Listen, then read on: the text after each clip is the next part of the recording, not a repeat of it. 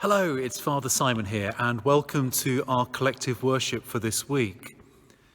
You'll be able to see and hear that I am inside our beautiful Great Yarmouth Minster today, and I've got something really special that I want to show you. It's a set of pictures which was painted about 10 years ago by an artist whose name was John Dashwood. And they're a set of pictures which tell a sad story.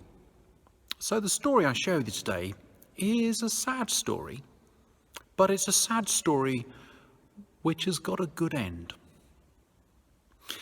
Now, hanging around the walls in Great Yarmouth Minster, I'll just bring you over here, you can see a set of pictures that looks a bit like that. And there's a series of 14 of them. They're called the Stations of the Cross. Stations, because a bit like a train station or a bus station, you stop there. And so the idea is that they're like a trail of stories which help to tell the story of Jesus' journey to the cross, which, as I said, is a sad story, but it's a sad story with a good end. And I'm going to share some of those pictures as part of our story today. In this picture, we see Jesus taking the cross. John the artist painted this to show how the story of Jesus' journey to the cross is told in a kind of more modern setting. And so if you look behind Jesus out to sea, you'll see fishing boats. Modern fishing boats. These help us to think about how we understand and tell the story of Jesus' journey today. Carrying a cross, a big heavy wooden cross, was difficult. Jesus stumbled and fell. And one time, somebody from the crowd was asked to step in and help Jesus to carry his heavy wooden cross.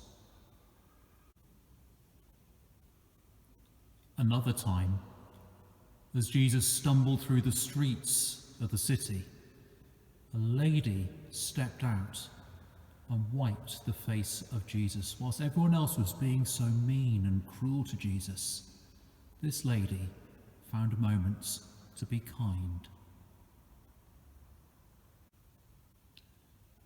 This picture shows how Jesus falls under the weight of the heavy wooden cross. It must have been awful to stumble through the streets like that, getting so weak and so tired that you could hardly find the strength to carry on.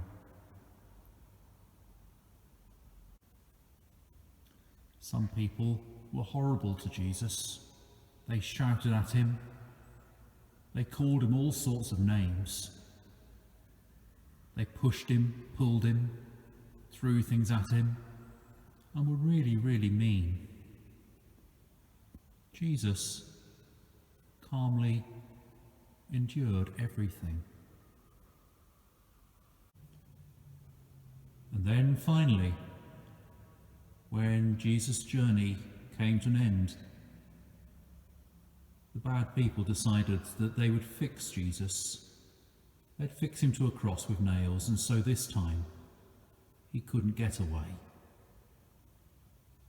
Poor Jesus, after that terrible journey through the streets, and then to end up like that. At the end, all of the people who were the friends of Jesus, those who said they would never ever leave him, they all left Jesus on his own. But Jesus said many extraordinary things. But one of them was to do with what we've been thinking of in our collective worship this term. That was to do with forgiveness.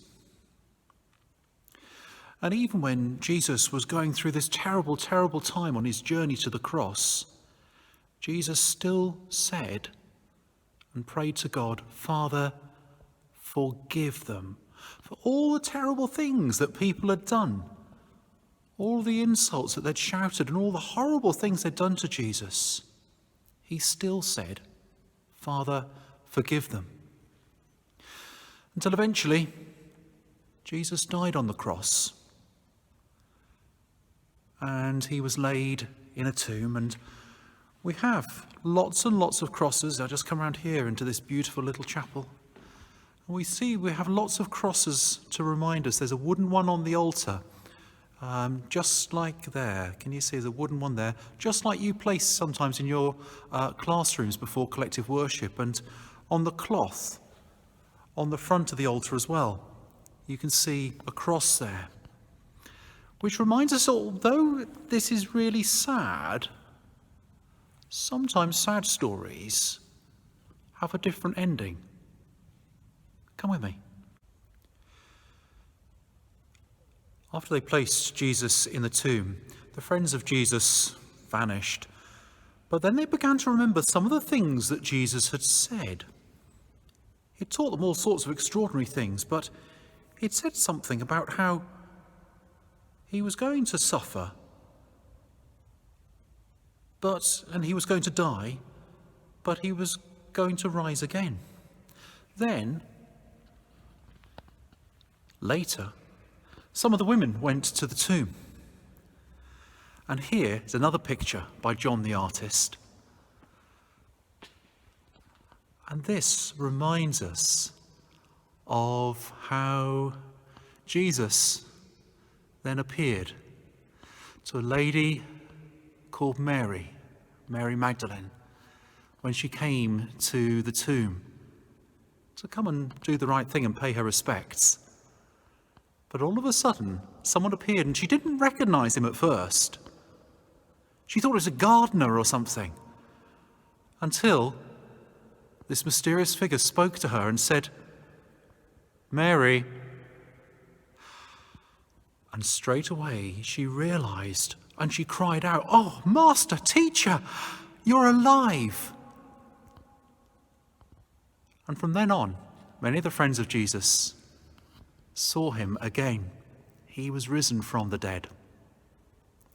So in this picture here, we can see how Jesus is talking to Mary, and then behind, the crosses are there in the distance, reminding us that although things may appear dark and difficult, hopeless and worried and make us scared, there is always hope, and there's always new life, and that is the message of Easter. It'll soon be time for the Easter holidays. Have a lovely break through the days of Easter. If you see the Minster open, you can always come in and look at John's amazing pictures. They're hanging up in here and they're for everyone to appreciate and to look at. You're very, very welcome. And when Easter comes, I pray that will be a really happy and blessed time for us all. Time to think and time to pray.